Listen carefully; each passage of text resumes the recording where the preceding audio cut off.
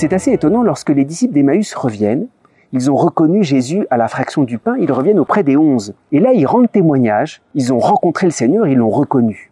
Et à peine ont-ils rendu témoignage que Jésus apparaît, il est là au milieu d'eux. Pourquoi j'allais dire Jésus presque leur coupe la parole? À peine ont-ils commencé à rendre témoignage que Jésus est là. Jésus ressuscité veut nous faire comprendre quelque chose de très important.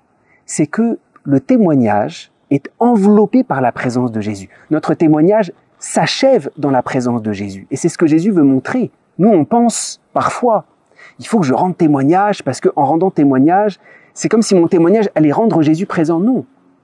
Jésus se rend présent à travers mon témoignage, ce qui est très différent. La présence de Jésus est plus forte que mon témoignage. Quand je dis quelque chose, la présence de Jésus se sert de mon témoignage, enveloppe mon témoignage. C'est important parce que parfois, on cherche à convaincre. On n'a pas à convaincre. Il y a ce très bel épisode lorsque, alors là c'était une apparition de la Vierge, lorsque Bernadette de Lourdes voit la Vierge et la Vierge lui demande de dire au curé d'aller construire une basilique, un sanctuaire. Et le curé à ce moment-là dit à Bernadette, est-ce que vous pensez que je vais croire ça? Et Bernadette dit, je suis pas chargé de vous le faire croire, je suis juste chargé de vous le dire. Et c'est pareil pour la résurrection. C'est pas par nos forces, c'est pas parce que notre témoignage est beau que les gens vont croire. Notre témoignage est porté par la présence de Jésus, qui peut faire ce qu'il veut. Alors on doit témoigner de façon paisible, avec une grande certitude, mais une grande paix. C'est Jésus qui est à l'œuvre. C'est pas nous qui rendons Jésus présent, c'est lui-même qui se rend présent comme il le veut. Alors on comprend, à peine les disciples d'Emmaüs se mettent à parler, ils sont enveloppés de la présence de Jésus en disant « Mais rassurez-vous, c'est pas votre témoignage qui va faire quelque chose.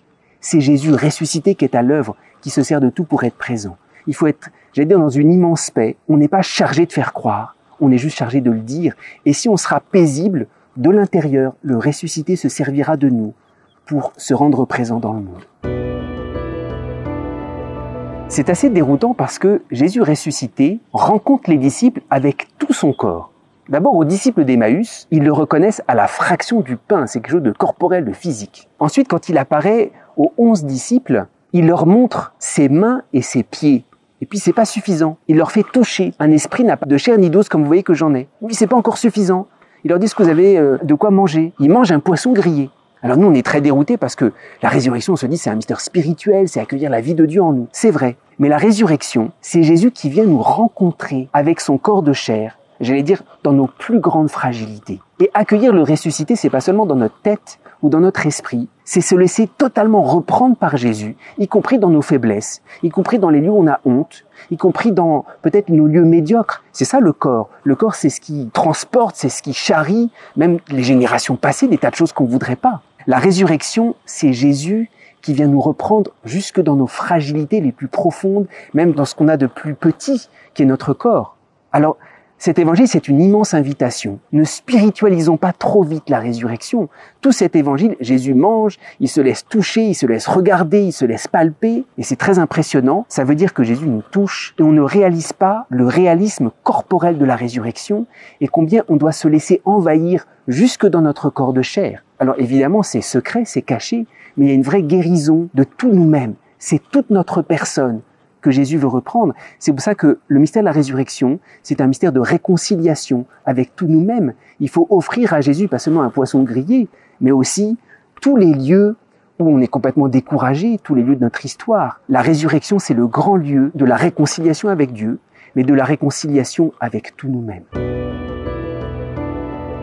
Au moment de la résurrection, il nous est dit que Jésus a ouvert l'intelligence des disciples à la compréhension des Écritures. Pourquoi est-ce que c'est à ce moment précis de la résurrection que Jésus va ouvrir l'intelligence des disciples à cette compréhension de toutes les Écritures? Les Écritures, c'est l'histoire de notre salut. Alors, l'histoire du salut d'Israël, mais en fait, c'est l'histoire du salut de chacun d'entre nous, avec nos fautes, nos chutes, et puis les moments où Dieu nous a relevés. Alors, en réalité, il n'y a que la lumière de la résurrection qui nous permet de relire toute l'histoire de notre salut et notre propre histoire.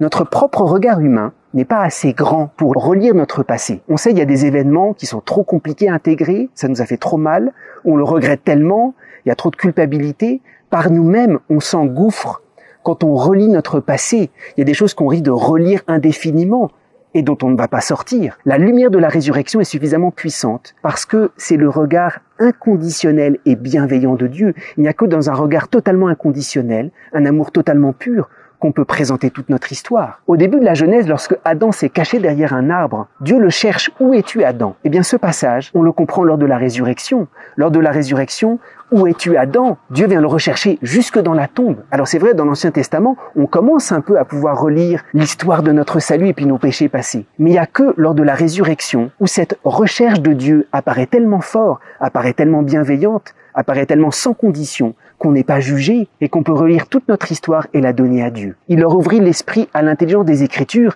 à l'intelligence de l'histoire du salut. Lors de la résurrection, on peut donner à Dieu tout notre passé, toute notre vie. Tout est dans la lumière et Jésus nous apporte cette paix sans limite.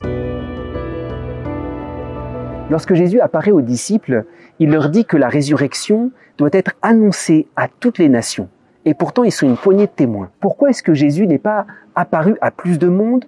Pourquoi est-ce qu'il n'est pas apparu aux foules pour montrer son mystère de résurrection? Pourquoi est-ce qu'il choisit juste quelques témoins? Sans doute, le témoignage est la manière la plus adaptée de transmettre le mystère de la résurrection. Pourquoi? Parce que la résurrection, c'est pas un spectacle. La résurrection, c'est le mystère le plus personnel qui soit. Nous, souvent, on voit la résurrection comme un espèce de spectacle. Jésus est sorti du tombeau, c'est spectaculaire. La résurrection, si je la coupe de ma propre personne, je ne la comprends plus. Jésus est ressuscité comme gage de ma propre résurrection. C'est ce que dit saint Paul. Comment certains parmi vous peuvent-ils dire qu'il n'y a pas de résurrection des morts? S'il n'y a pas de résurrection des morts, Jésus n'est pas ressuscité. La résurrection de Jésus et ma propre résurrection est indissociable. Tant que je célèbre la résurrection de Jésus, sans me voir dedans, c'est que je n'ai pas compris. Alors là, on voit le témoignage, c'est celui qui vit la résurrection, non pas comme un spectacle, mais comme le début de sa propre résurrection. Le témoignage, c'est le grand moyen de transmettre la résurrection parce que la résurrection, c'est pas un spectacle à annoncer,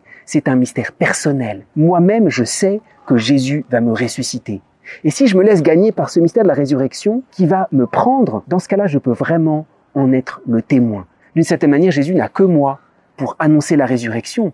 En dehors de moi, la résurrection devient anonyme. Alors oui, effectivement, Jésus est passé par des témoins pour que la résurrection garde toute sa densité personnelle. Jésus ne ressuscite pas en général, il ressuscite pour moi, il vient me chercher moi-même.